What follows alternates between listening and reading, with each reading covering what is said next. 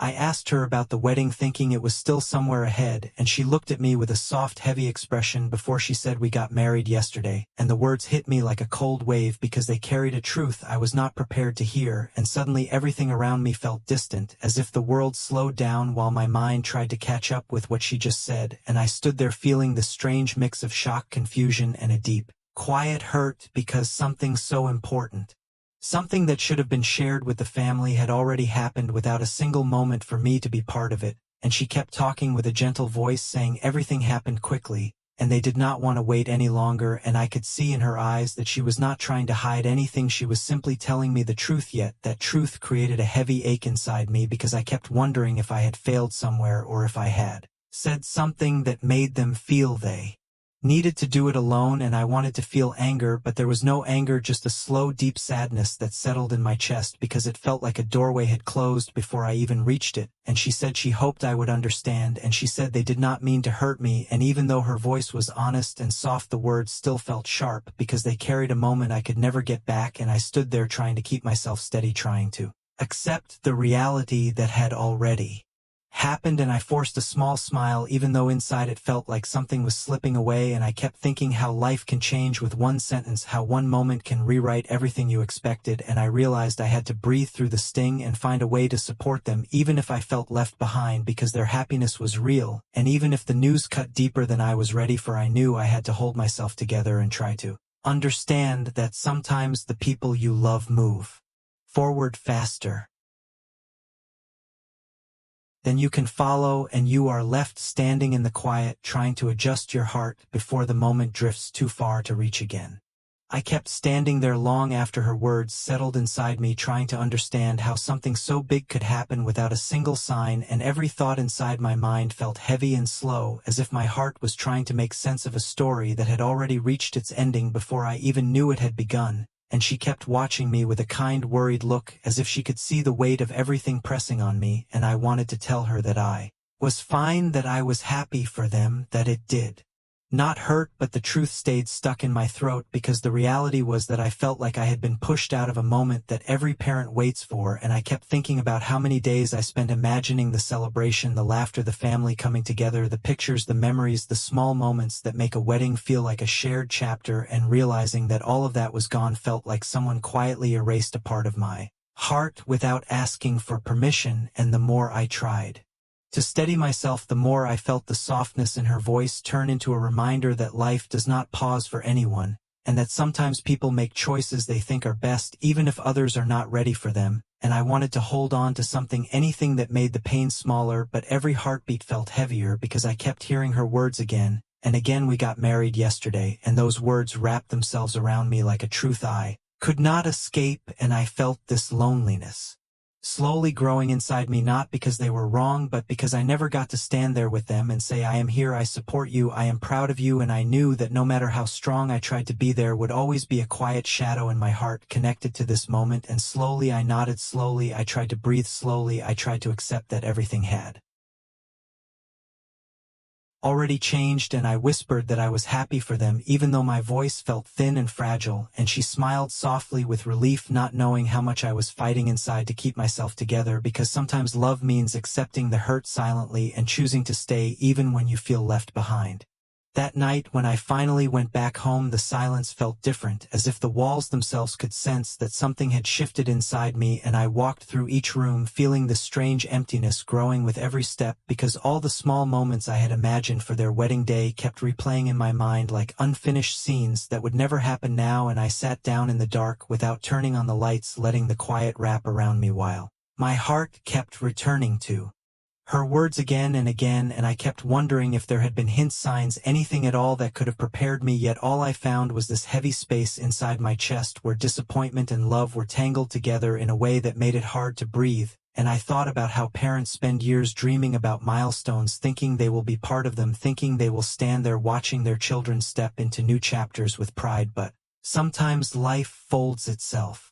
differently, and you find yourself standing outside those moments trying to gather the strength to accept things you cannot change. And as the hours passed, the weight of the day pressed deeper into me, and every thought felt like a small ache reminding me that they had moved forward without looking back. And I tried to understand it. I tried to tell myself that maybe they were nervous or confused or rushing, or maybe they believed it would be easier this way, yet none of these thoughts softened the sting, because the truth remained the truth, that I was not there, that no one reached out, that the moment was sealed before I even knew it existed. And I sat there feeling this quiet grief, not loud, not angry. Just a slow, steady sadness that rested behind my ribs, and I whispered to myself that I needed to accept it, that I needed to find a way to still be present in their lives, even if I was not present in their moment. And as the night stretched on and everything around me stayed still, I realized how deeply a single sentence can change your entire world. And I understood that tomorrow I would have to rise, stand up, pretend to be stronger than I felt, and remind myself that sometimes love demands silence, patience, and a heart willing to stay even when it hurts. The next morning I woke up with a heaviness that felt like it had settled into my bones, and for a moment I just lay there staring at the ceiling, trying to gather the strength to face a day that already felt unfamiliar. And I knew I would have to see them soon, because avoiding them would only make the distance grow deeper, and I did not want that, no matter how much yesterday had hurt. And as I got ready, every movement felt slow and uncertain, as if my body was still fighting the truth I had been told. And when I finally stepped outside, the air felt colder than usual, carrying a stillness that made my thoughts even louder, and the walk to their place felt longer than it had ever felt before, with each step bringing a mix of hope, fear, and the quiet ache that had followed me through the night. And when I reached their door, I stopped for a moment, letting my heartbeat steady itself, because I did not want my hurt to spill out in front of them. I wanted to be calm, even if I did not feel calm inside. Steady, while my heart pressed against my ribs like it was trying to break out. And she was there too, standing quietly with the same gentle expression she had yesterday. And the room felt heavy with unspoken things, and he started explaining everything, how it happened, how they made the decision, how they thought it was right for them at that moment. And I listened, even though every word felt like it was tugging at a bruise that had not healed yet. And I kept nodding, because I wanted to understand. I wanted to show them that even through the disappointment I still loved them. And then he looked at me with eyes that held both guilt and hope, and he said he was sorry for not including me. And those words hit harder than everything else, because they were raw and real, and they came from a place of honesty that I could feel deep inside. And for a moment I felt my throat tighten, as if the sadness was rising too fast to control, but I swallowed it down and told him I was not angry, just hurt. And I told him that moments like these matter to parents more than children ever realize. And I could see the way he lowered his head, as if he finally understood the weight of. And in that moment, standing there in front of them, I felt something shift inside me, because even though the hurt was still there, I could also feel the small beginning of healing, as if his apology opened a door that had been shut since the moment she said we got married yesterday. And I took a slow breath, trying to gather the pieces of myself that had scattered over the last day. And I told him that all I ever wanted was to be part of his life, to witness the moments that shape him, to stand with him, not behind him. And he looked at me with eyes that held so much regret that it made the room feel heavier. And she stood beside him, watching us with a quiet sadness that showed she understood the weight of everything unfolding. And for a moment there was a silence that wrapped around all three of us, a silence filled with the things we wished had happened, the celebrations that never came, the memories that were never made. And I felt my heart tightening in a way that was both painful and soft, because I realized that holding on to the hurt would only stretch the distance further, and I did not want to lose them. I did not want the story of their marriage to begin with regret. And I looked at him, really looked at him, and saw not a son who had shut me out, but a young man who had made a quick decision without understanding the depth of what it would cost. And I stepped closer, feeling the weight of the moment pressing against my chest, and I told him that I accepted it all, that I was hurt, but I was still here and would always be here. And when I said those words, something inside him seemed to break open, as if he had been carrying fear that I would walk away. And he reached out with a trembling hand, and for the first time since yesterday I felt a small warmth inside me, a reminder that bonds can bend without breaking. And as I held his hand, the pain did not disappear, but it softened just enough for me to breathe again. And I realized that healing does not come suddenly, it comes slowly, through moments like this, through honest apologies, through quiet understanding, through choosing to stay even when it hurts. And as we stood there together, I understood that this was not the ending of something, it was the beginning of a new way forward, a path that still carried ache but also carried hope, and I knew that with time, with patience, with love, the sharpness of this moment would eventually fade into something gentler, something we could all live with even if we never forgot how deeply it once hurt.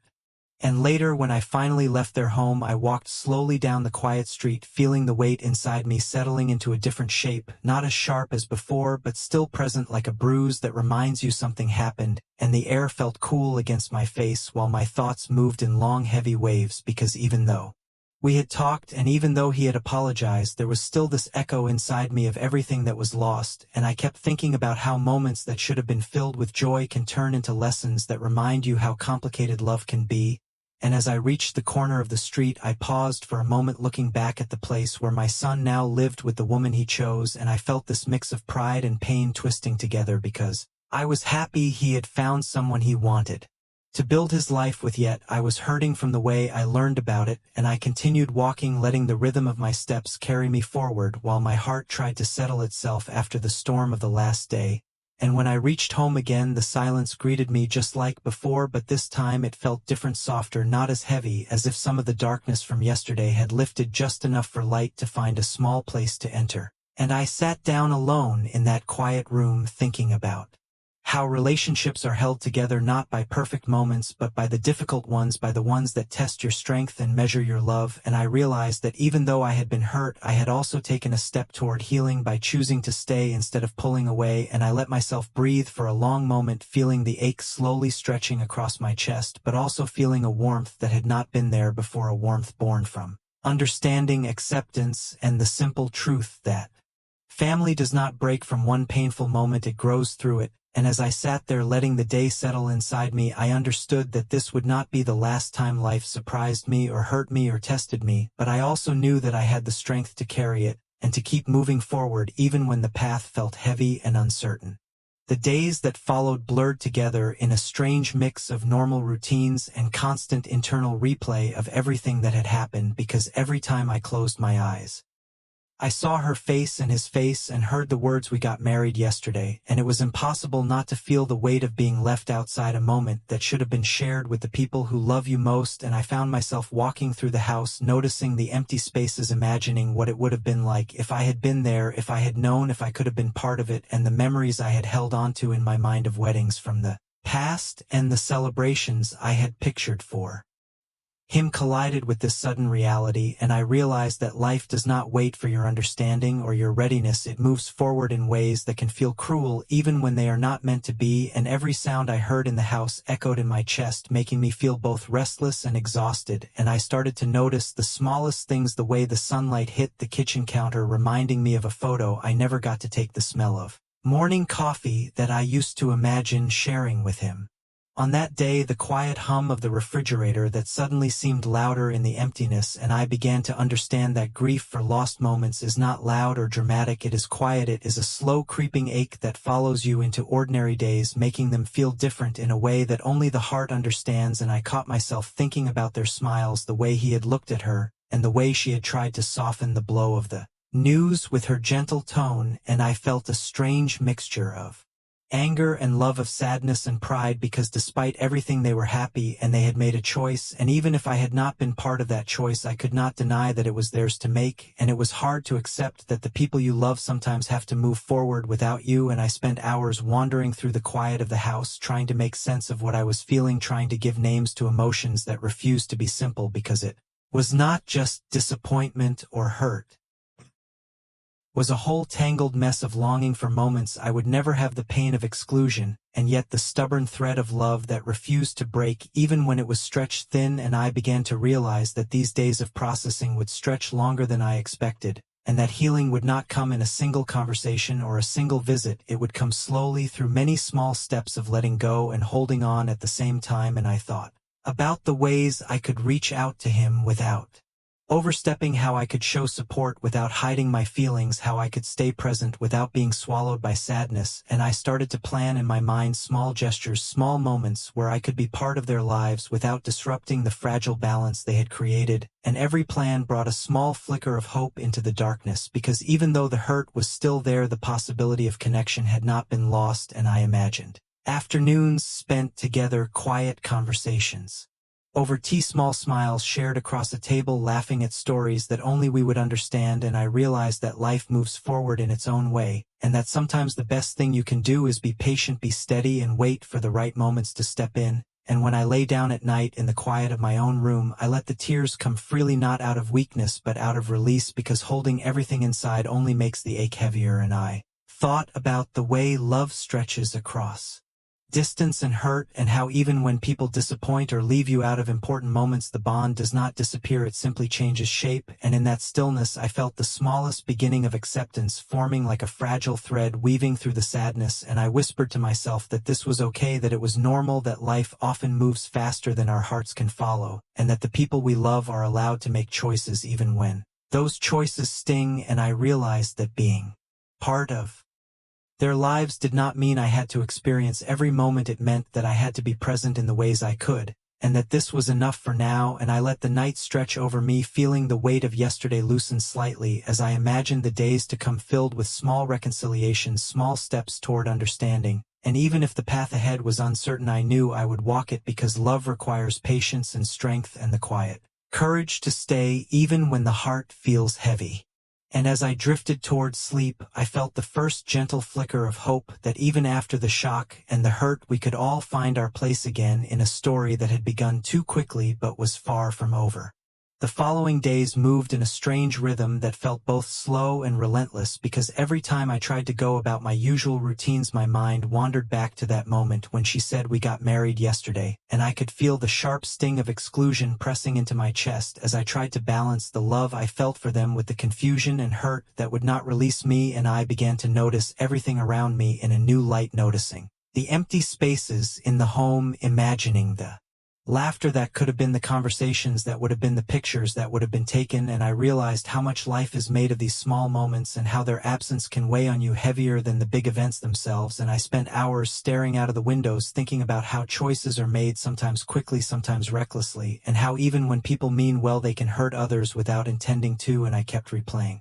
their words over and over in my head, imagining how the news could have been delivered differently, how I could have been included, how the small gestures of acknowledgement could have softened the blow. But I also understood that these things were not in my control, and that part of love is learning to accept what has happened even when it stings. And as the days stretched on, I tried to find ways to keep my connection to them alive by sending small messages, small signs of care, checking in at unexpected times. And when they replied, I felt a mixture of relief and sadness, because it reminded me that they had moved forward, that life had not paused for my feelings, yet also reminded me that they still valued my presence. And slowly I began to accept that, even if I was not part of the moment of their marriage, I could still be part of the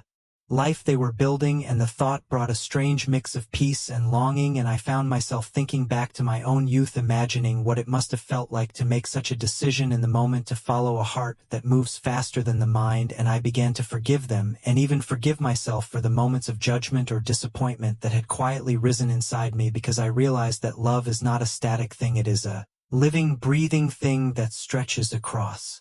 mistakes, across misunderstandings, across moments of hurt. And as I reflected on all of this, I felt a deep tiredness that was not physical but emotional, a tiredness that comes from carrying love through pain, through uncertainty, and still choosing to remain open, still choosing to care. And I started writing in my journal late at night, trying to capture the swirl of emotions swirling inside me, trying to put words to the ache, the hope, the quiet moments of joy that surfaced unexpectedly, even in the midst of sorrow. And I realized that by acknowledging these feelings, I was slowly building a bridge back to them, a bridge not of obligation but of genuine presence. And I thought about how every human connection is fragile yet resilient, and how even when moments are lost, they can be reclaimed in small ways through patience and courage. And I began to plan visits, small afternoons together, gentle conversations, trying to imagine what it would be like to see them laugh, to share stories, to make new memories that could be layered over the old. And I felt a warmth in my chest, a reminder that even after shock and pain, life offers a chance to rebuild. And I knew that the coming months would not be easy, that the weight of yesterday would follow us in small ways that would surface unexpectedly. But I also knew that by being honest with myself, with them, with my heart, we could navigate the path ahead. And even if it was slow, even if it was messy, we could find moments of happiness, moments that made the ache lighter. Moments that reminded me that love survives through hardship, through misunderstanding, through sudden shocks, and I felt the tiniest spark of hope that one day looking back on this I would remember the sting of yesterday but also the resilience of our connection, and that even after the words "we got married yesterday" the bond between us could remain intact and strong, and in that quiet night alone I whispered to myself that life is never perfect, that pain is never absent, but love has a way of surviving even when the moments we wish for are taken from us, even when people move faster than our hearts can follow, even when we are left standing outside the door, we still have a choice to step forward, to keep our hearts open, to nurture the fragile beauty of connection that remains. And I let myself breathe, finally feeling that small beginning of peace forming like a gentle river slowly moving through the valley of my chest, carrying the ache away and leaving space for hope to grow. The days after that night blurred into each other with a strange rhythm that felt almost unreal, because even though the sun rose and set, the moments of yesterday kept replaying in my mind as if my heart refused to let them go, and every small thing I did seemed to carry the shadow of that sentence, "We got married yesterday," and I found myself noticing details that before would have gone unnoticed: the way a cup of coffee steamed in the morning light, the quiet hum of the refrigerator, the soft creak of the floorboards under my steps, and each sound reminded me of absence, of things that had happened without me, and I spent long hours wandering through the house, letting my thoughts drift back to them, imagining their laughter, imagining the small private moments they shared, imagining how quickly life can move in ways you cannot anticipate, and I realized that part of loving someone is learning to hold space for their choices, even when those choices hurt you, and even when you are left outside the moments you had dreamed of being part of. And I began to understand that acceptance is not about forgetting, it is not about erasing the pain, it is about letting the heart expand enough to carry both the hurt and the love together in a way that does not break you. And every night I lay awake replaying the words over and over in my mind, feeling the ache of exclusion pressing into my chest, and yet within that ache there was a small flicker of hope, because I had begun to see that their happiness did not have to diminish my presence in their lives, that even though I had missed one chapter, one could still be part of the story that continued to unfold. And I started writing letters I did not send, trying to organize my thoughts, trying to articulate the jumble of emotions that refused to settle into anything simple or neat. And in those letters I admitted my hurt, my confusion, my longing, my love, and slowly just putting the feelings into words brought a small relief, a small shift, as if the act of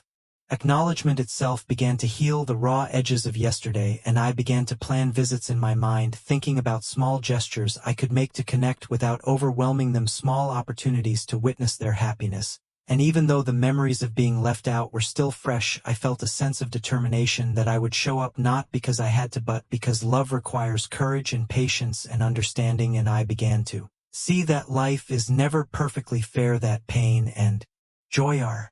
intertwined, that moments we long for may be lost, but new moments can always be created. And I felt a strange mixture of pride and sorrow as I thought about how quickly my son had moved forward, how swiftly they had made a choice, and how life had the power to surprise us in ways we cannot control. And yet I realized that love has the power to endure, to stretch across disappointment, to carry through hurt, to survive the moments when our hearts are caught off guard. And as I sat quietly in the stillness of the house, listening to the faint noises of life outside, I felt the first hints of a new rhythm forming within me, a rhythm that allowed me to carry the memory of yesterday without letting it define the days to come. And I understood that healing would not be sudden, it would be slow, it would require patience, it would require gentle persistence, and it would demand that I allow myself to feel everything fully while still keeping my heart open for what comes next. And as I closed my eyes, in the quiet of that night, I whispered to myself that even though life had moved faster than I expected, even though moments had passed without me, even though the ache of exclusion lingered, there was still a path forward, a way to be present, a way to love without being consumed by hurt. And that even when people we care about make choices that surprise or shock us, the bonds that matter can survive and grow if we hold them with patience, with honesty, with courage. And I let myself breathe finally, feeling that fragile spark of hope stretch quietly across my chest and settle like a gentle warmth, carrying with it the promise of new beginnings, of small reconciliations, of moments yet to be shared, of love that endures even when life moves faster than our hearts can follow. The following morning I woke with a quiet heaviness pressing against my chest that made even the simplest movements feel slow and deliberate, as if my body knew that the days ahead would be filled with the weight of yesterday, and I moved through the house in a daze, noticing the small details that suddenly carried meaning: the sunlight spilling across the floorboards, the faint sound of birds outside the window, the distant hum of traffic, and each thing reminded me of absence, of moments I would never reclaim. And I thought about my son, about the choices he had made, about the woman he had married, about the life they were beginning together without waiting for me to be ready to understand, to participate. And I felt a swell of conflicting emotions: anger, hurt, pride, love, longing, and yet beneath all of them a quiet understanding began to take root, because I realized that life moves forward whether we are prepared or not, and the people we love have the right to make choices, even if those choices leave us momentarily adrift. And I thought about the ways I could still be part of their lives, how I could step carefully into this new chapter, how I could witness their happiness without letting my own pain dominate the space. And I began to make plans in my mind: small visits, quiet conversations, gestures of love that would not overwhelm but would gently remind them that I was present, that I cared, that my heart had room enough for them even after being hurt. And I felt the tiniest flicker of hope that maybe over time the raw edges of yesterday would soften, and that our bond would not only survive but grow stronger, because love has a way of enduring if you are willing to carry it patiently and honestly. And I remembered all the times in the past when life had surprised me with challenges and pain, and yet somehow those experiences had shaped me, had made me stronger, had taught me the value of persistence, of patience, of empathy. And I realized that this moment would be no different, that even though I had been caught off guard, even though my heart had ached, there was a path forward if I was willing to walk it with openness and courage. And I pictured the days ahead, imagining small breakfasts shared together, gentle laughter over stories I had not yet heard, photos I would finally take, hugs I would give freely, conversations in which feelings could be expressed without judgment. And I felt a warmth spreading slowly through my chest, a quiet reassurance that even though yesterday had hurt, the moments of tomorrow still held promise. And I understood that healing is not about erasing the past, it is about carrying it with you, allowing it to shape you, to teach you, to deepen your love, to stretch your heart wider. And I let myself feel the ache fully, the sadness, the longing, the quiet shock, because acknowledging it was part of the process, part of opening the door to hope. And I whispered to myself that I would walk forward slowly, that I would be patient, that I would let life unfold in its own way. And even if the path was long, even if it was difficult, even if the weight of being left out lingered, I would hold my heart open and continue to love fully. And as I sat there in the quiet of the morning sunlight streaming through the windows, I felt a small, fragile sense of peace beginning to settle over me, a feeling that even after the sudden shock of "we got married yesterday," there was still room for connection, still room for understanding, still room for joy, still room for love. And I took a deep breath, letting that thought anchor me, letting it fill the space where hurt had been. And I knew that this was only the beginning of a long journey of acceptance, of reconciliation, of rebuilding, of love that survives even when life moves faster than our hearts can follow. And I allowed myself to feel that fragile spark of hope and let it grow just enough to carry me into the day ahead, knowing that with patience, courage, and love, even the deepest ache could slowly be transformed into something bearable, something human, something that could coexist with happiness and belonging. Life moves faster than we expect, and people we love will sometimes make choices without us being ready or included, but love is not lost in those moments. True love and connection survive through patience, understanding, and forgiveness. Even when it hurts, and even when we feel left out, it is possible to heal and rebuild bonds if we stay open to empathy and keep our hearts willing to love fully without expecting perfect timing.